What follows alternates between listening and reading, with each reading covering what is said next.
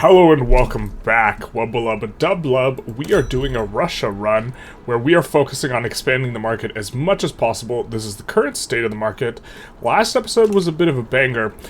We got multiculturalism. We almost revved, or we did rev, but then we reloaded. A little bit of weirdness there. And then we also doubled construction from 4,200 to 8.5k. We'll be trying to keep this construction queue filled.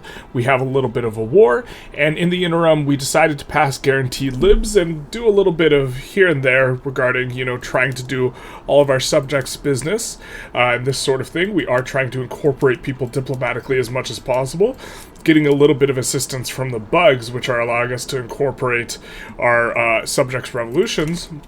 We currently have this war to annex Venezuela. In retrospect, this wasn't a very good war for us because Venezuela was allied with the Netherlands, who was with us in a customs union, and so this booted him. It made him antagonistic. I think they're damaging relations now, this sort of thing. Meant to unpause. And so that's like the current state of affairs. Hopefully we can get guaranteed libs through. We also didn't put guys on the front fast enough, and so this will be a little bit unfortunate, but we have landings coming in on Venezuela and on the Netherlands. The war goals for this war, which I don't think I discussed last time, is we're subjugating Venezuela, we're taking war reps from basically everyone, and we're liberating Dainam. That way we can try and work to get them in ourselves, because specifically they have an adjacency to Yunnan, which I guess is less useful now because we have an adjacency to Yunnan, so we'll probably be subjugating Yunnan in the future because they are currently a protectorate. United States doesn't owe us war reparations, so they might try and humiliate us again, but this episode we're just going to try and keep the construction queue going. We're going to try not to get bankrupt, and we're going to try and make some moves. Some money moves, that is. We get our landings in on the Netherlands. We have more landings coming in on Colombia. Bengala is doing a little bit of a native uprising, a little bit of a you don't get to colonize here, which we do. And this war, notably because it is one of our subjects, because they are protectorate, this revolt should actually just give us these 4 states for freezies, good dealsies. This is the art of the deal, and this is the deal we're doing, where we just get free real estate. And so if there was ever a bug to be good for, the low infamy expansion route, it might be this one. I still don't really like the bug. I really hate what the spaghetti it's done. I like spaghetti, but not this type of spaghetti. Look at this disgusting mess. Just kind of, this is pretty immersion breaking. I don't think I'm going to start another run while this bug is still in effect, especially because, the whole idea is let's see how much we can expand. It'll be an interesting challenge, and it's well, we're just getting states for free, and the whole idea is having a bunch of subjects, so I don't really know what to do other than, just say thank you for the free real estate. I mean, it's Florida, so it'll be underwater in 140 years from now. But that's how things go. And things progress quite along. We are getting a lot of trade routes coming in from Canada, which is a bit interesting. I'm thinking that improved fur, it's nice. I'm thinking that what we are going to do is we are going to need to take it to the GPs a little bit. These fertilizers also are just going to crash the price of grain, so it's a different vibe now. We'll of course do this, and then we can do this after we do that. But I'm thinking we either need to bust up Italy or bust up the UK. I think the UK is more timely though, because already they're starting to get weird borders from this bug. This is part of communist Great Britain with the green. It's just super ugly, and this is Ontario, so this is the best state here anyways, which is double annoying. Looks like Chile's colonizing Patagonia. I didn't know they were allowed to do that. Is that allowed? With this, I think we'd like to free as many UK states so that they don't spaghetti their way into oblivion. And so this is probably what we're going to do after this war. Oh, I forgot to mention something a viewer pointed out to me, and also enact something they pointed out to me. So we did the egalitarian, event chain thing, the egalitarian start, which apparently actually changes your game rules settings. And so while we very specifically, how do we change it? Here, let's see. If we go switch country, all right, here we go. So we have to go into game rules, and we have to change these on to allow aggressive pop consolidation, because apparently if you do egalitarian society, it resets your setting. We did this notably very intentionally at the very start of the game, but apparently it resets it. It looks like will still be achievement available, but this will improve game performance, and so we will just continue along as Russia here with improved pop consolidation, which sounds like a euphemism for genocide, but it's a euphemism for performance, which, I mean, that also sounds like a euphemism for genocide, but performance. I mean, it's nice for the gameplay right now, but this was one front. Well, it's now two fronts, but that was one front with Bengala from coming from one side and the other is absolutely insane. Looks like we got a little bit of France trying to be somebody with the colonization war. Oh no, are we really going to need to? Okay. I was going to say, are we going to need to send a 2nd battalion? I don't think so. I think we're going to, yep, we enforce over here, and then we will be enforcing elsewhere as well, pretty soon here, I think. We have guys moving to fronts. Let's unspaghetti these fronts. You just have to love the low micromanagement play style of this game in regards to the war. Alright, Colombians get enforced on. We do have some fronts in Venezuela here, and once they're done here, they'll just move on over to here, and so we're just going to get a whole bunch of war reps. Not that we really need the cheddar, but we really do need to fill the queue. This is one of the difficulties of going up this much construction. Yeah. That is unreal that we passed it that fast. It was only like a 14% pass chance. I have no idea how this happened. I think it just went through 3 times at 14%. That is unreal. But we get guaranteed libs, and we are having trouble with the bureaucracy on, the back of that. We are also upgrading this, and so I think we're going to make a big bureaucracy push here. We have several of these Chinese states that need bureaucracy. We're going to deal with the other ones first, and then deal with the Chinese ones. Although, actually, I think we'll go for 51 on a lot of them. The problem is a lot of them have turmoil, so they have negative state construction efficiency modifiers, but building in those states will make it easier for us to just, keep the construction queue filled, because it is going to be slower. But no, we won't do that. We will, do it here in Fujian and Jiangxi first. So we're just going to 51 these. These ones, because these ones need it the most. These are the ones that have the turmoil. I think they have turmoil. Do they not have turmoil? Let's just double check. Yeah, they got a lot of turmoil, so they got the slower construction. We're just going to wait for that to wind down and focus in the other areas. But yeah, we are going to need a lot of bureaucracy overall, and a lot of these pops are migrating this way anyways, and so we will be fixing up the taxation in these provinces as well. We passed multiculturalism last episode. We have all these states, that are losing like 400k pops, and then we have states that are like in our customs union here losing 150k. They're just all draining and going over here, which is helping to fill labor shortages. So for example, here in Moscow, just to kind of talk about this, plus 160k, Japan wants a defensive pact.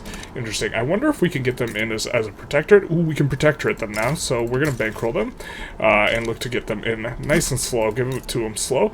But here is our crown jewel, which is New York, the crown jewel of the Russian Empire, because we have the building electricity throughput, or output, which is even better than throughput.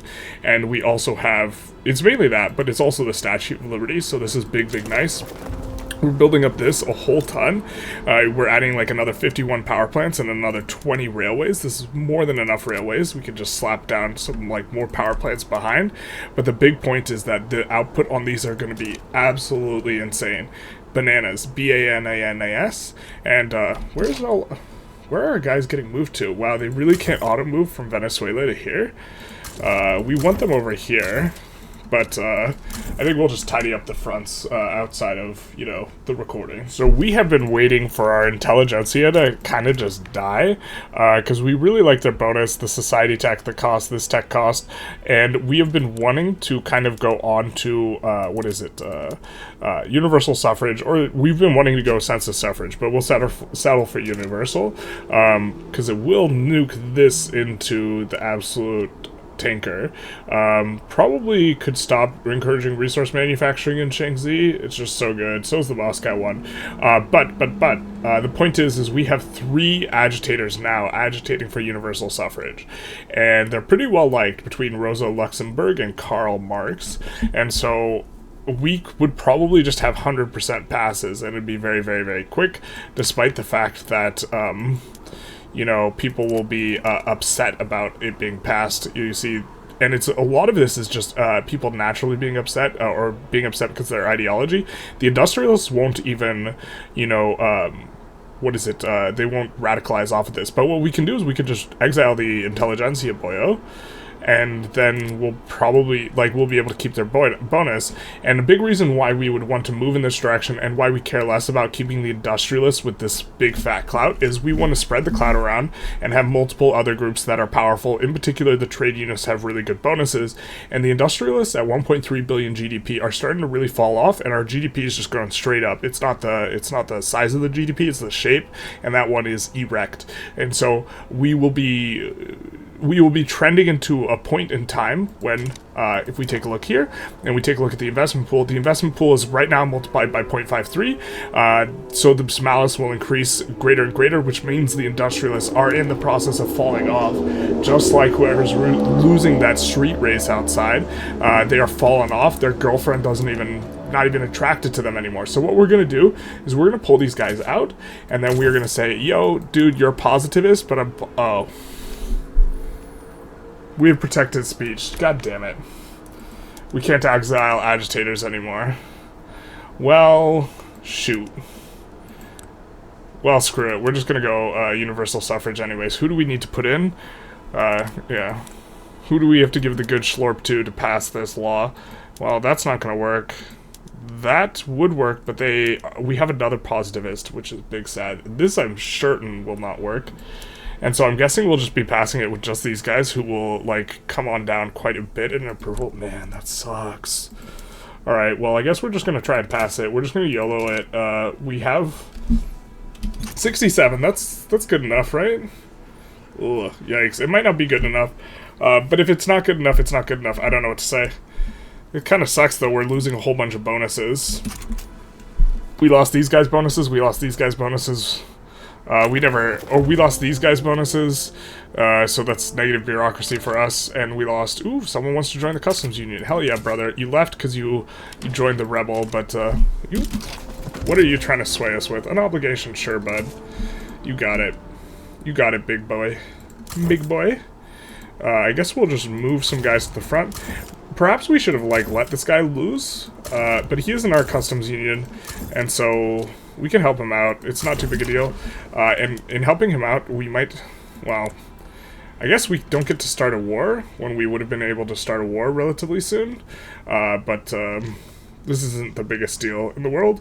But yeah, hopefully we get on universal suffrage relatively quickly. We could promote one of these boyos. Actually, can we get... Oh, this guy's, what is he? He's a social democrat. Can we get him in? Nope, just kidding. Didn't mean it. Never meant it. Never meant any of that. Ah, yes. Revolutions as they were intended, to just give you free troops. So we just have to do the process of integrating these boyos. We're going to delete down barracks. Not a big deal. You just gotta love the free real estate. It's free. Completely free. F-R-E-E. Unlike probably the slaves in the United States right now. Actually, no. I think we did enforce. And I think we banned slavery here, if I'm not mistaken. They still have segregation, but they do not have slavery, which is fantastic. But we'll just incorporate this stuff and free real estate, baby. Karl Heinrich Marx? A socialist demagogue? No. No. No. No. We got more free real estate here in southern Manchuria from a rebellion from them, as it goes. So something I didn't really talk about a lot when we passed mutual funds, is kind of after you pass mutual funds, you reach this inflection point. It's less true with the homesteading active, where I think it's good to, have an auto expansion going on almost all your rural stuff, and the idea being this allows you to kind of focus particular economies of scale. So for example, as we build multiple ones of these rye farms, they will have economies of scale bonuses, and so since we have less than 102 potential arable land, we do want to specialize and build only one thing here. And so what we could do is we could build rye farms and have them auto-expand here, and it's more likely that we get specialized areas like this, although that's not as ideal, so that with these specialized areas, we will get better economies of scale. So for example, we're doing this in the Congo, and we have this auto-expanding the dye plantations, but we have a different province with sugar plantations auto-expanding. That way we can try and massage larger throughput bonuses, and so having one thing auto-expanding in each state can be a good way of achieving this. And we just put in a bunch of these in Russia in particular for all the cattle and rye farms, because we're kind of at a point where the investment pool is becoming less important, and so we don't really care if we start building a little bit of grain now, because we are very quickly approaching, you know, 2 billion, at which point the investment pool is kind of peanuts to some extent. We might go the people's wealth. Sounds like Karl Marx. Sounds like Karl Marx is up to something, but the idea is we just care less about being all manufactories kind of once we reach this point, which we're at the point we're at, by definition. Belgium be jumping on that hype train, becoming a protectorate here. Also, our war with Scandinavia is going quite well, or it's going well enough, I guess, or with Scandinavia, with the Scandinavian rebellion. We become the protectors of Belgium, so now if Belgium has a revolution, we get their land for free, because that's how you protect people. You take their land for nothing. That's really how it works. So we unlock Zeppelins, which just painfully reminds me that we forgot to survey a skyscraper site, which is very awkward. I think we're going to come after Uyghurstein here now, though. We couldn't incorporate them diplomatically, and so, you know, diplomacy at the end. Actually, could we just return state everything? How much is that going to cost? So making them a dominion will cost 14, roughly. And then conquering, okay, Tian Shan, but we could just return state all the stuff we want and then dominion them. I think that's cheaper. What is the discount on a return state CB is actually, I suppose, the real question. Let's see. They're unrecognized. Target is unincorporated state. Multiplied by 0.24. Base value is 0.2. So I think we just return state everything. And then look to dominion them afterwards. Man, that's like such a weird war. But we'll try and return state everything. The problem is I'm afraid that, yeah, we definitely should have put the highest infamy one in first, because I'm just afraid that they just back down. Jaibe immediately abandons them. Good. Yeah. We really should have put in the best, or sorry, the most infamy inducing one as the primary war goal. Gonna get egg on our face if they just back down here now. It is what it is, though. We could just make these primary. What's it to make it? The problem is making them primary is like worth more than the war goal itself. We might make this one primary, though. We could just full annex them, though. Then they're, yeah, whatever. It is what it is. You know, the game slowing down does seem to correlate with us having nearly 10k construction, and it seems to correlate quite strongly. I'm not sure exactly how much longer this run will last if this is the pace that we're moving at, because obviously it's not, well, it's not the most amusing pace, let's say. We're just going to sort by infra and just, like, expand out. We're going to sort by infra and expand out. I'm really shocked that this war goes through with Uyghurstein as well. Maybe there's something in the game where if you're just doing return state, they almost never back down, something like this, or they can't back down. That really seems like a type of play that they would normally kind of, like, back down from. So that is a bit interesting, but yeah, this is Molassesville. We're of course building more power plants in New York, as you do. We're up like 0.5 billion GDP, like on the session, kind of something in that neighborhood. And look at that, baby. That's 70% throughput, not including the 20% bonus. So this gets multiplied by 0.2. So the throughput's even more useful because it's multiplicative with the other bonus, which is output. And we get universal suffrage. Yay! Everyone gets to suffer. So let's just take a quick look at our votes, or how the votes work. We can make something a little bit more legitimate looking, and we should. The question is, what laws do we want to pass next? And might be Council Republic. The reason being, So GDP is starting to not matter. The thing is I am not sure if we get that negative modifier, but good old Marxy here, Marx. I guess there's not too big a movement for it yet, but we might be going Council Republic. I probably have to just double check and see if you get the huge malice from going Council Republic that you used to, which makes it so you can't really like do market money moves, as it were, market moves if you are Council Republic. And then I think we go after Italy here. So low-key, the game is approaching a speed that I don't think I want to play at anymore. And so this might be the last episode. Still kind of thinking about it. We're invading Sulu. Was hoping to get the Great Game Achievement. Didn't really prioritize getting it very quickly. We still have to pick up Khiva and Uyghurstein here, so it's at least another 5 years before we can fight Uyghurstein, and we could just, you know, go after them kind of with the fast military type attitude. Or we might just be calling it like at the end here, because kind of don't want to wait an entire, you know, thing in order to do this. We could also make the Soviet Union. We haven't even made the Soviet Union yet. Yeah, it feels bad, man. We have a nice political movement. I guess we have to wait till after the next election, probably. We do have 2 agitators pushing for it in the form of Karl Marx, the big Chad himself. Big loved, 125, and her, Rosa Luxemburg. And so maybe we do that, something like this. Yeah, this is... It is kind of like hitting a brick wall after we went from 4K to 8K construction. My computer can handle apparently 4K, but 8K is pretty slow. I mean, the France run was way, way slower than this, but I had a lot more patience when we were doing the France run, I guess. Alright, it's time to go after Italy, or close to time. Maybe we should actually upgrade our military a little bit first. How strong are they? Are they stronger than us?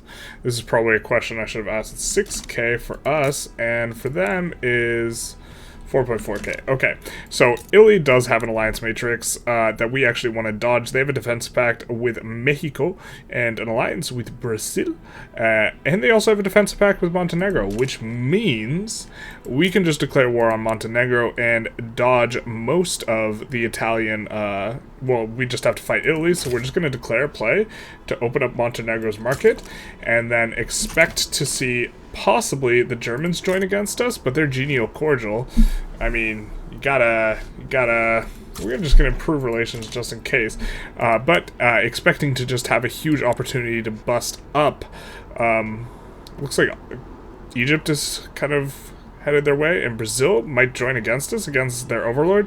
We will definitely be throwing in that sway, because that'll be super nice, because we are trying to get Brazil and Mexico free of the evil clutches of the Italians, or the Italians. And so what could we give them? Call in an obligation. Perfect. So by calling in an obligation, we will boot them from the Italian market, which is appropriate because it's a boot. And so I guess we just do this. Obligation is kind of expensive, but it's not too big a deal. And we see oh no, not Mexico. So Brazil sides with us, Brazil, and then we just need to put in a war goal on Italy so they can't leave. And so I'm guessing we just want to liberate some big boyos.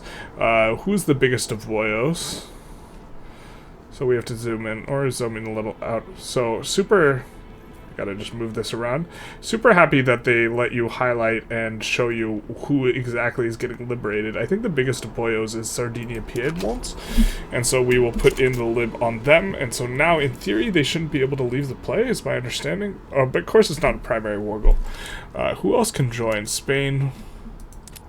Yeah, we don't want to give them an obligation, but hopefully this is just mainly, the main point of this is just busting up Italy so much that, you know, Mexico and Brazil want to leave their market. Brazil will be just kicked from their market when they have bad relations, and so this is good so that they can come into our loving arms afterwards. Well, that happened right at the very end of the thing, and was very anticlimactic. Montenegro just backs down, they open their market, no harm, no foul. We lose our obligation to Brazil, and we still haven't done anything against Italy here. They still have their defensive pact with Montenegro and these guys. I mean, do they have any subjects we could declare on? No, we just have to fight them, which forces us to fight Mexico. They do have a truce with Brazil, because they broke the thing, so at the very least, Is that enough to bust them out of the market? They are in the Brazilian market. Okay. I see you. And so we just have to run as much trade as possible to the Brazilian market and invite them into the customs union.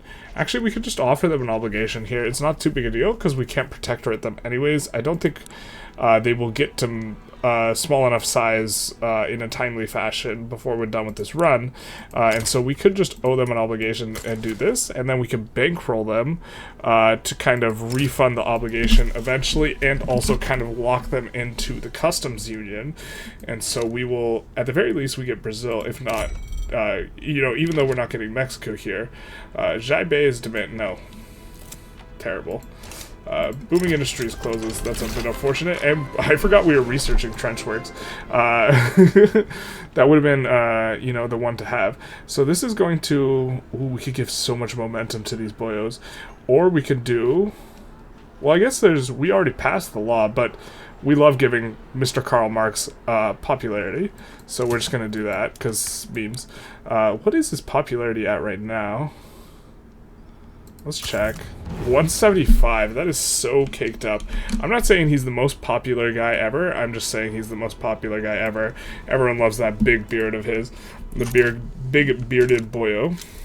And Brazil joins the customs union. So balance in some sense is restored to the force. This is a caked up customs union, my guys.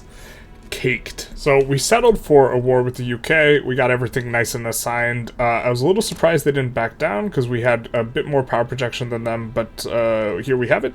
The war is looking okay. That's not the best in terms of that. We don't want our electricity to get cut off, so we'll move one of these boyos over here to help deal with that. There are a lot of fronts everywhere. Notably, we couldn't free Australia before the British Republic did this because of the annexation bug, which is kind of another reason to maybe not play this run too much longer, but we have several landings coming in, and I think that they really don't have too much defending at home.